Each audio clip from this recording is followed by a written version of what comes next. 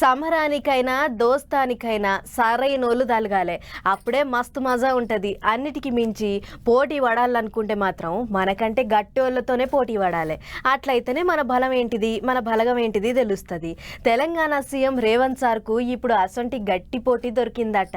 అభివృద్ధిలో నువ్వా నేనా అన్నట్టే పక్క రాష్ట్రంతో పోటీ పడతాడట. ఏపీ సీఎం బాబు సార్తోని పోటీ పడి పనిచేస్తాడట. అగజోడుర్రి ఇంకేమన్నాడా. మనలో ఉన్న ఆట నైపుణ్యం వెలికి రావాలి, ప్రజల గుర్తింపు జరగాలంటే నైపుణ్యం కలిగిన ఆటగాడితో పోటీ పడాలి అని పెద్దలు చెప్తూ ఉంటారు. ఈరోజు పక్క రాష్ట్రంలో నారా చంద్రబాబు నాయుడు గారు ముఖ్యమంత్రిగా బాధ్యత చేపట్టిన తర్వాత అభివృద్ధిలో, సంక్షేమంలో వారితో పోటీ పడి ఈ రాష్ట్రాన్ని ముందుకు నడిపించే అవకాశం నాకు వచ్చింది. అది ఇన్నర తెలంగాణ సీఎం రేవంత్ సార్కు పోటీ దొరికిందట. పక్క రాష్ట్రంతో పోటీ పడి రాష్ట్రాన్ని అలికి పూసినట్టే చేస్తాడట.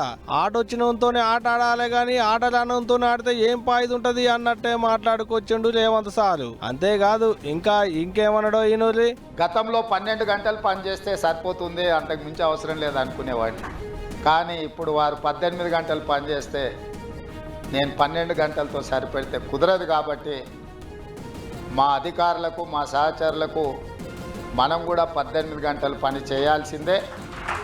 అభివృద్ధి విషయంలో, సంక్షేమం విషయంలో పోటీపడి ఈ 2 తెలుగు రాష్ట్రాలు ప్రపంచానికే ఒక రోల్ మోడల్గా నిలబడాలి అని నేను భావిస్తున్నాను.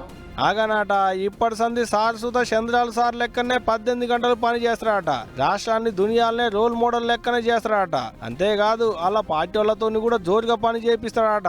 గిట్లా హైదరాబాద్ ఉన్న బసవతారక క్యాన్సర్ దవాఖానకు 24 ఏళ్ల పండుగకు పోయిన కాడ ఇగో ఇటువంటి ముచ్చట్లు చెప్పిండు సీఎం సారు. అంతేకాదు అన్నగారు పెద్ద ఎన్టీఆర్ సార్ గురించి మా గొప్పగా మాట్లాడుకొచ్చిండు. ఈనాడు కొన్ని ప్రత్యేకమైన పరిస్థితుల్లో మేము ఉన్నా ఈ హోదా, ఈ గౌరవం వారు ఏ స్వార్థం లేకుండా ఏర్పాటు చేసిన ఒక రాజకీయ పార్టీ మాకందరికీ అవకాశం కల్పించింది. గిట్లా అన్నగారు పెట్టిన పార్టీకేంచే చాలా మంది రాజకీయంలో ఉన్నాం, గొప్పోళ్ళమైనాం అన్నట్టే మాట్లాడుకొచ్చిండు. మరి చూడాలి తెలంగాణలో సారు పాలన జోరుగా సాగుద్దా, ఏపీలో వాళ్ళ పాత దోసు చంద్రాలు సారు పాలన జోరుగా సాగుద్దా అని ఎడిదిగా.